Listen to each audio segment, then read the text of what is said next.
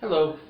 Yeah, I'll be honest, these are not the best of times right now. And I know a lot of families, like my family, are very stressed out and feeling very uncertain about things. So, this is more than any other times a time for us to be brave. And for that reason, I was going to read out loud to anybody who's interested one of my favorite books, Sheila the Brave. It's by Kevin Henkes.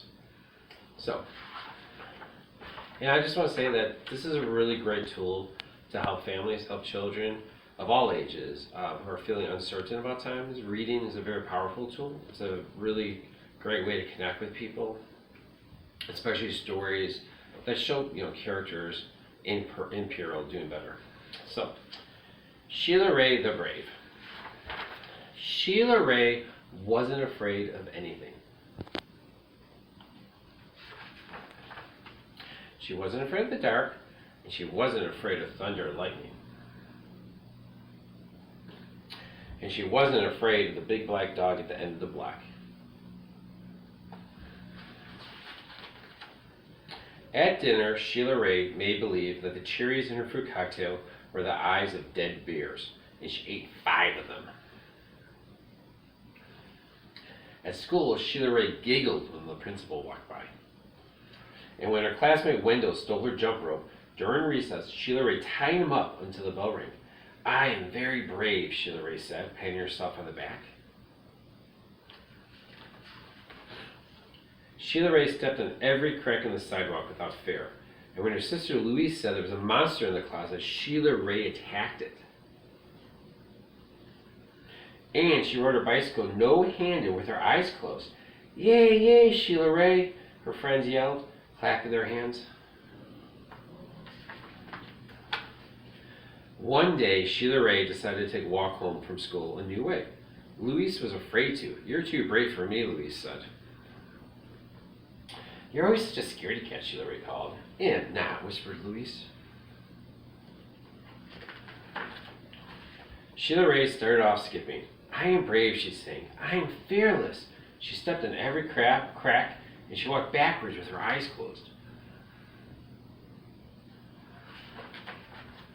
She growled at stray dogs and bared her teeth at stray cats. And she pretended that the trees were evil creatures. She climbed up them and broke their fingers off. Snap, snap, snap. Sheila walked and walked, and she turned corners and she crossed streets. But it suddenly occurred to Sheila that nothing looked familiar. Sheila heard frightening noises. They sounded worse than thunder. She thought horrible thoughts. They were worse than anything she had ever imagined.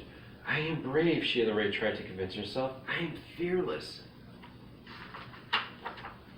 The sounds became more frightening, the thoughts became more horrible, and Sheila sat down on a rock and cried. "Help," she sniffed. She thought of her mother and her father and Louise.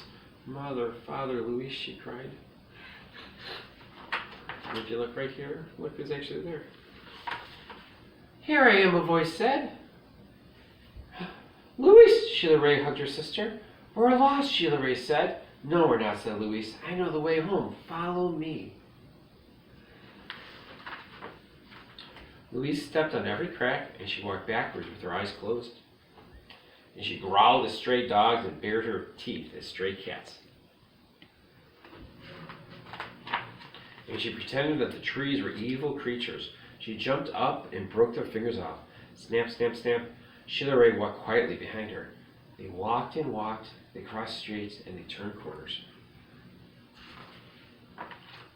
Soon their house could be seen between the trees. Sheila grabbed Louise and dashed up the street. When they reached their own yard and the gate was closed behind them, Sheila said, "Louise, you are brave. You are fearless."